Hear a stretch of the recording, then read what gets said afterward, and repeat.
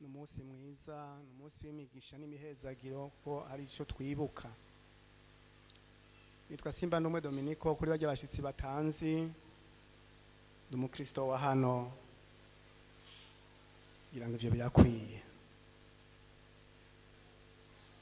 Imisi yose irafise icivuga. Twumvise ko umunsi wa Mungu hari umunsi mukuru wa Pentecote. Pentecote ni iki? Wari umunsi mukuru w'iki? Habaye iki? Havuzwe iki? Numwe mu minsi mikuru abayuda bari basanganywe umunsi ugira 50 inyuma ya Pasika. Umunsi ugira 50 wari umunsi mukuru w'insago, abayuda bari basanzwe bawuhimbaza. Umunsi wa Pentecote tubona mu isezerano risha ko ariho Yesu yanongeka mpwemu yera kubigishwa biwe. Ku munsi wa kane twariko turavyibuka ingene yaduze mu ijuru, abigishwa bamubona, abamarayika bagashinga intahe bavuga yuko agiye ko azogaruka. Kandi nayo majambo nyene tugomba kumara ko akanya turiko turarabira hamwe, tuyarabe mu mice ibiri yavuzwemo, kuko abo twizeze ko Yesu agiye kugaruka.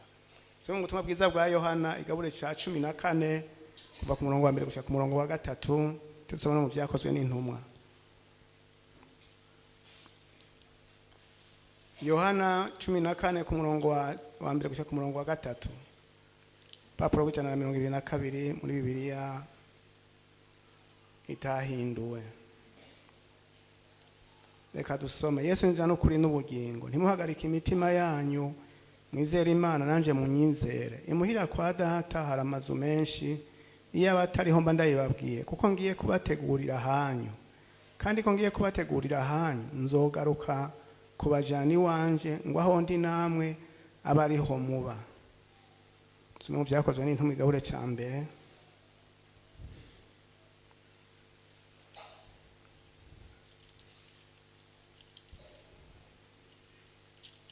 Ku murongo w'icenda gushika ku murongo w'11 havuga ngo iki?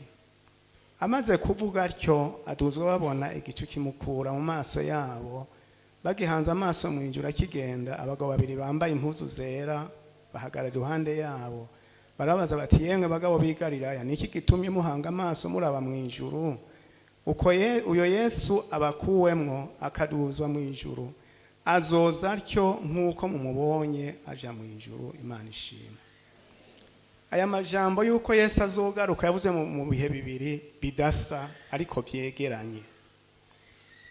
Yesu yabivuze atarapfa ngo atarahamwa ngo azuke, byongera bivugwa ariko arasezerana n'abigisha agomba kuduzwa mu ijuru. Ngomba kuntega amatwi neza, bene data unyumvirize neza. Aya majambo yavuzwe ko Yesu azogaruka mu bihe bibiri bidasa. Aha ku murongo w'14 Yesu abwira abigisha ngo ntimuhagarike imitima yanyu, mwizere Imana nanje munyizere. Kuki Yesu ariko arahenda abigisha ngo bamwizere, bizigira ivyo avuga, ari kumwe nabo. Abayuda bari bisanganiwe ingorane yo kuganzwa n'abaroma. Barira umuntu w'umutegetsi yoza akabakura ku butegetsi bw'abaroma bwari bubacuranga byo batwaye nabi. None Yesu ariko arababwira ko agomba kuzogenda, ntibavyumva namba, mbere ntibanabishaka. Ivyo ariko aravuga sivyo bari bamwiteze koya. Abayuda babonye Yesu aje bakabona humura impumyi, bakamubona mugurura ibimuga, bavuze bati awa hari umunsi nk'ibi bisoda vy'ibiroma azobihuma amaso byose akabita muri Mediterane tuba turokoze. Barabona ko ashoboye. Mugabo ariko arababwira ngo je buca ngenda. Hajya mu 13 ntibiri kurazingura Bibiliya, hajya ku 33 ahanyene 13:33 hari amajambo yaragiye kubabwira abaca inkokora ngo bana bato ndacyari kumwe namwe akanya gato, muzondondera ariko nkuko nabwiye abayuda naho nja ntimushobora gushikayo, niko nanone ndababwiye namwe. nk'ibyo byo kuvuga ngo muzondondera nawe bashaka kwa umwami wa Isirayeli abakure kw'intwaro y'abaroma. Petero ku murongo wa 36 tubona Petero amaze ati none ga mwami ngo Simoni Petero amaze atuja hehe. Yesu aramwishyura atahonja ntushobora kunkurikira ubu ariko uzonkurikira hanyuma. Petero aramubaza ati mugenzi niho ikimbuza kugukurikira n'ubu erega nzona kwigura. Urumva iyo jambo Petero yavuze abwira Yesu erega nzona kwigura nshobora kugwana mu gishingo cawe.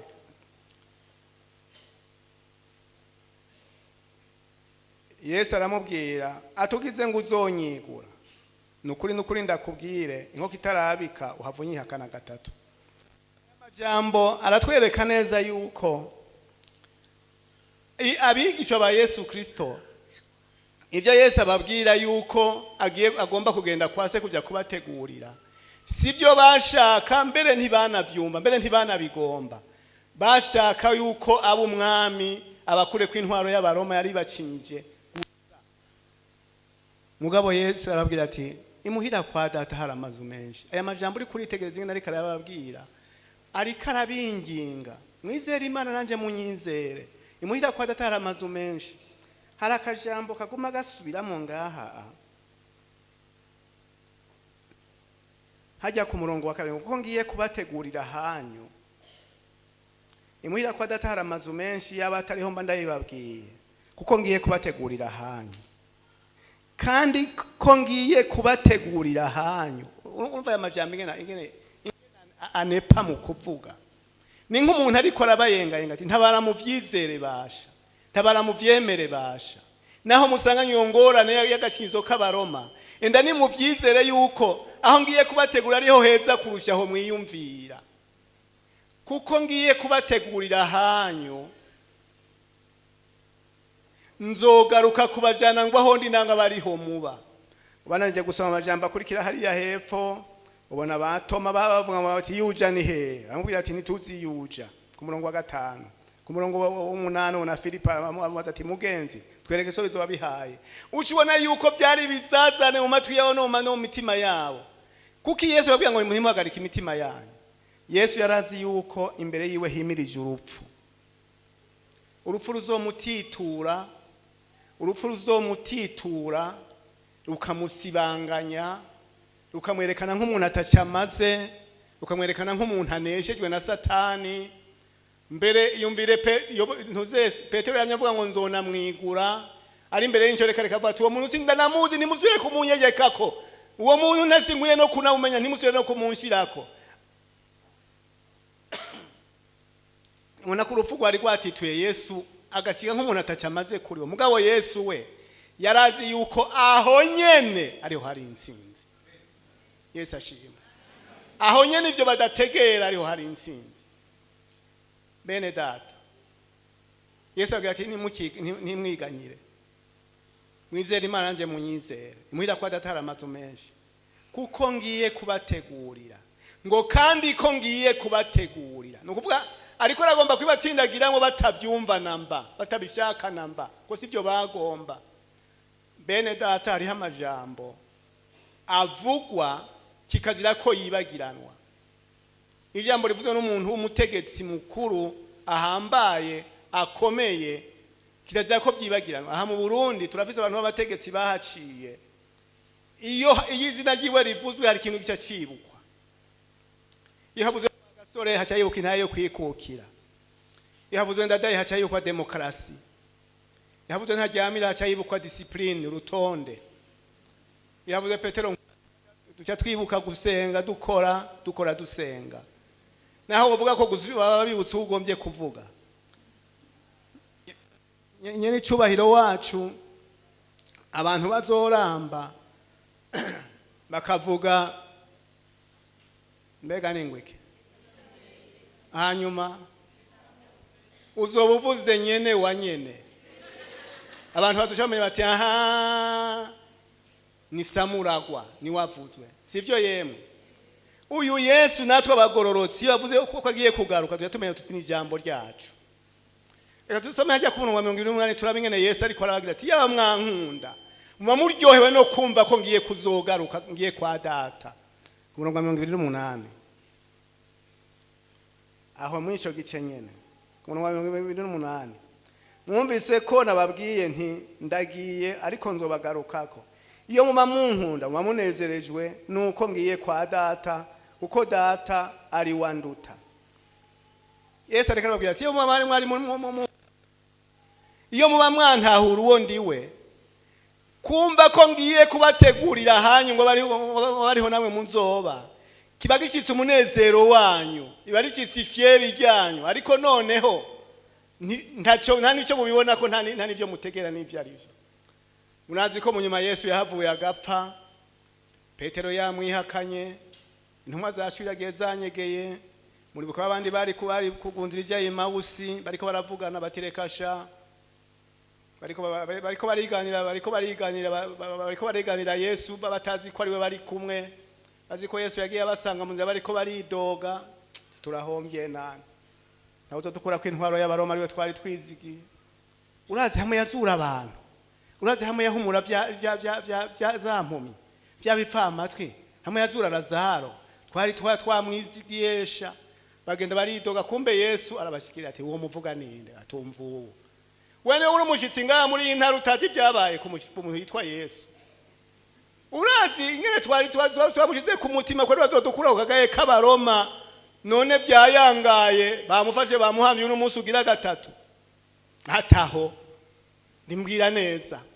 Baratangura kumudondagura izo nkuru barazimucapa nawe ni Yesu bariko barazicapa. Baturabona twari twamwizige twagira ngo turahiriwe, none tusubiye kunywa yabira, tusubiye mu yabira, turagoa ntitugira dukira nayo tumira, uno munsi ugira gatatu ahambwe mumva. Ariko munazi yuko baruhiye gutahura ko ari we Yesu bamaze kwicara bamaze gusengera ibifungo bagira bafungura. Yesu ashimwe. Amen. Amen. Munazi ko Yesu yahavuye akazuka, abigisha abafasoni bakazinduka imotari yakumva, amareka bakabwira ati Yesu ntari hano yazuse. Yari yababwiye ko azozuka ku munsi ugira gatatu. Bashiraga kuri ba Petero aho banyegeye binyegeje, sinaho munyegeye. Umwigisha yavuye mumva, Petero ati umwanguha. Hakujigarira yabanza kwiruka kumva nawe kujya gusuzuma. Nukuvuga muri Petero ntivyarimwo aho bari banyegeye. Abasanga inkuru n'inkuka Yesu yazutse. Urazi ko yahavuye akabiyereka iminsi 40. Ijambo ngomba kugaruka ko niki? Ku munsi wo kuduzwa mu ijuru kwa Yesu Kristo.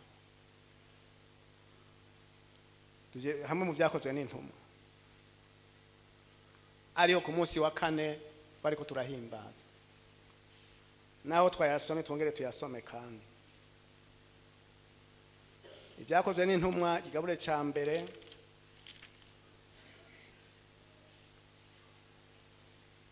ku murongo w'icenda gushika 11.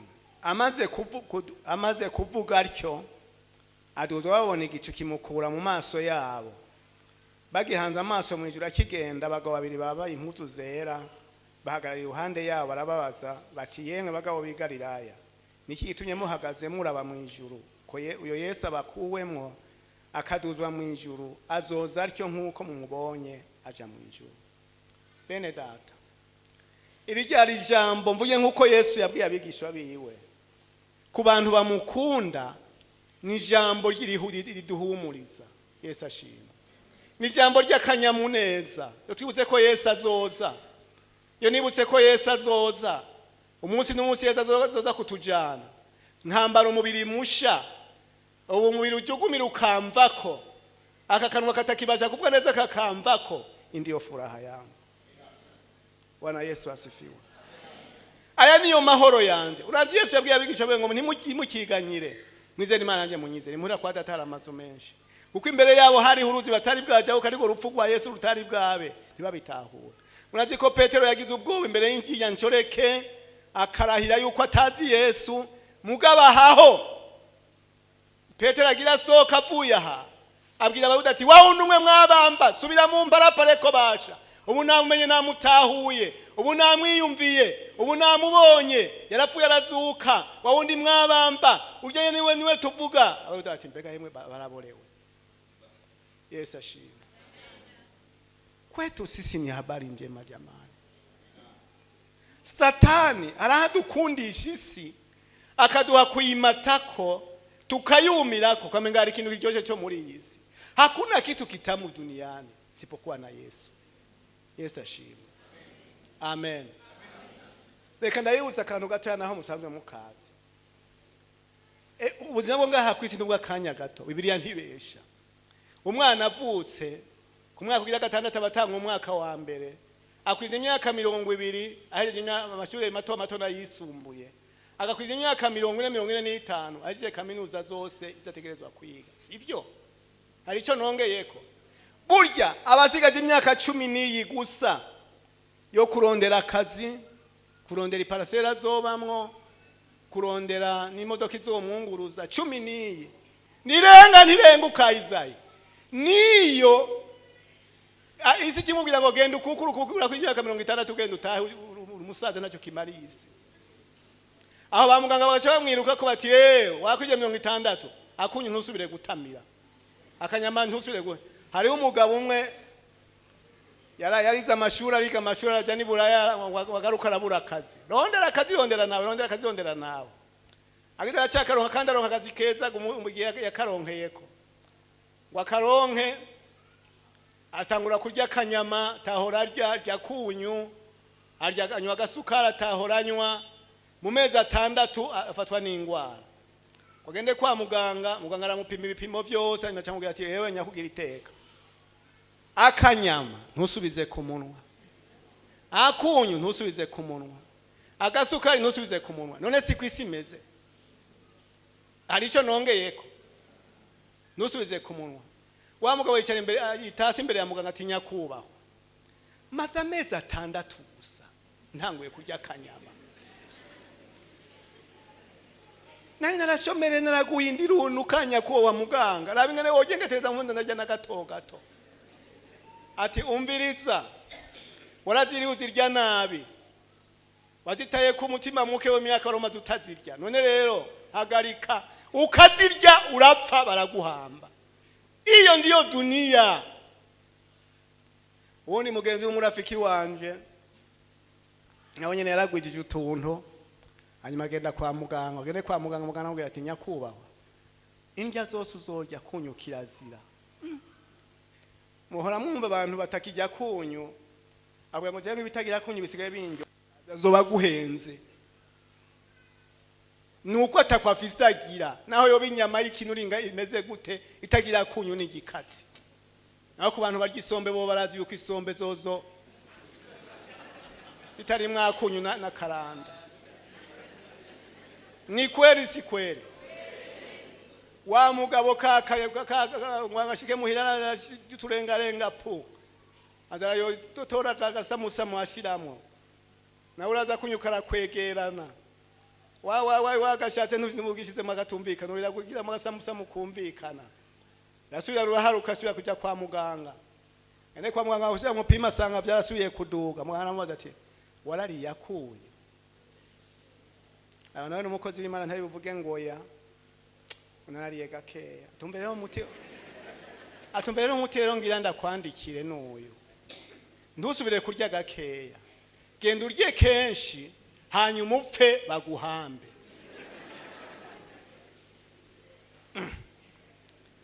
Uwe mumvuye umuti uryoshe.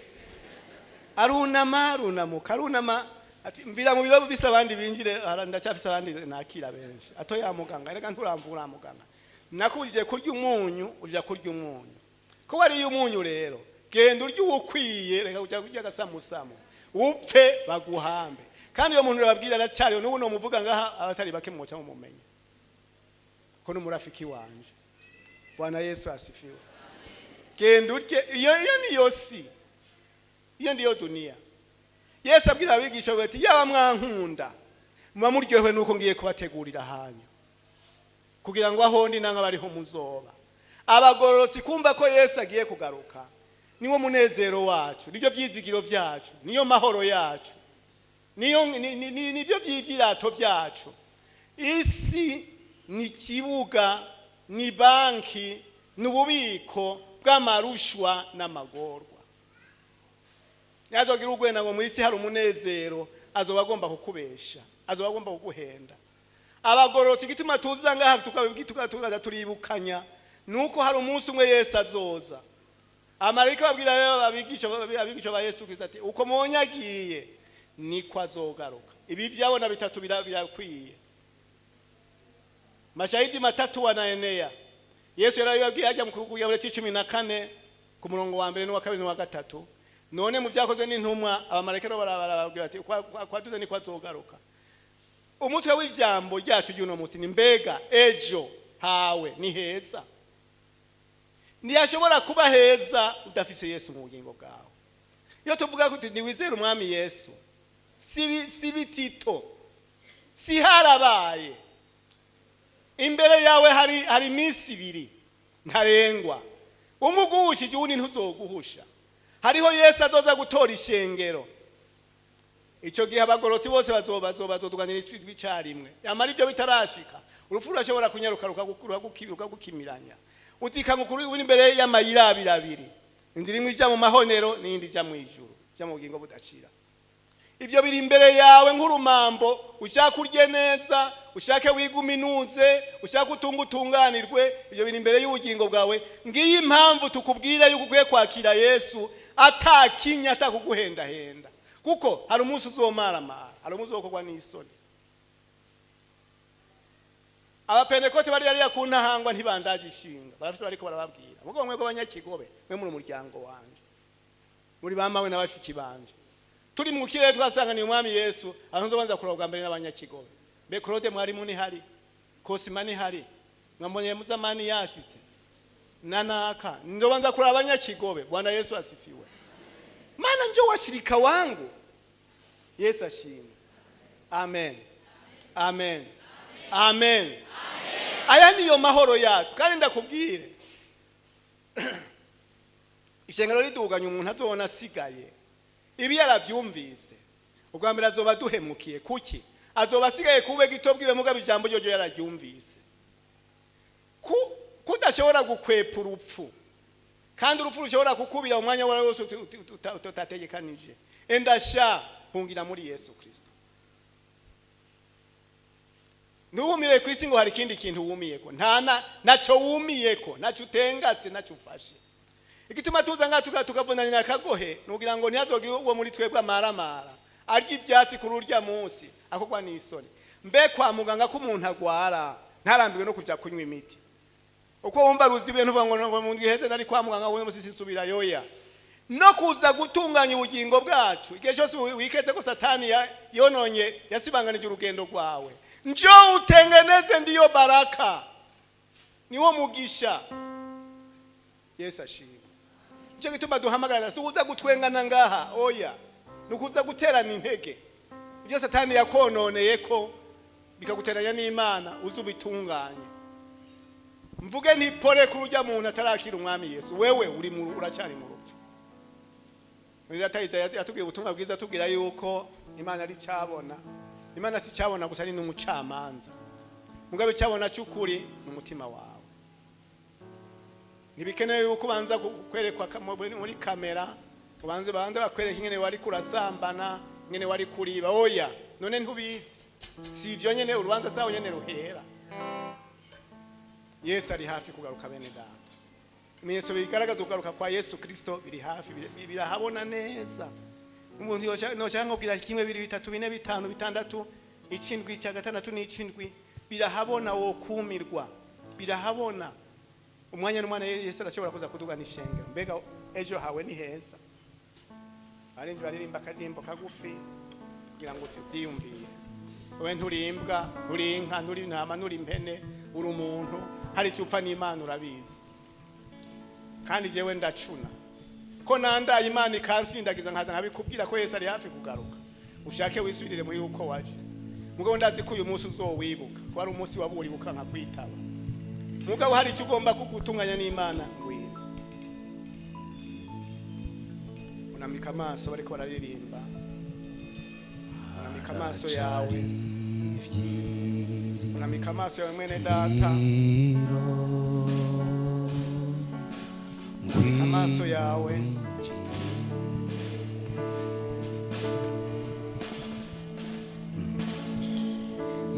Imana yagucikanye ngaho uyu munsi hari abantu benshi bapfuye batagize bakajya kubona umunsi we kukiriho ngwino sha reka kujandajanda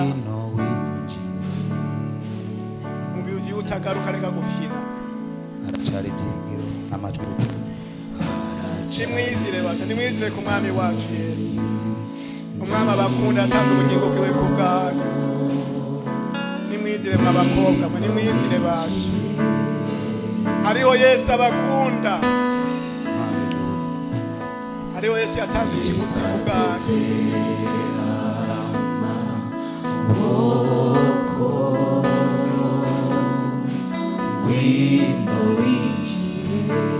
yumvire nawe bucicaye aracari ibyiringiro haleluya umwanya uracariho aracari ibyiringiro reka batamurishengero babyaguruke kugira ngo baherekeze iyi mitima isateze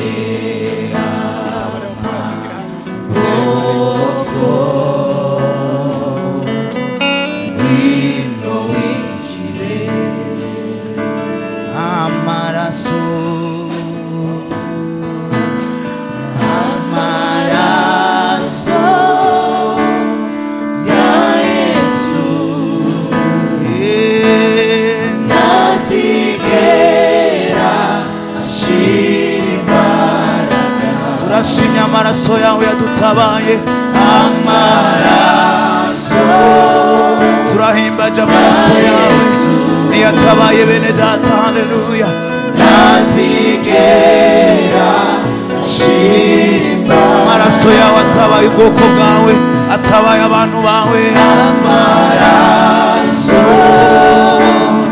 ya Yesu nazigera ashimba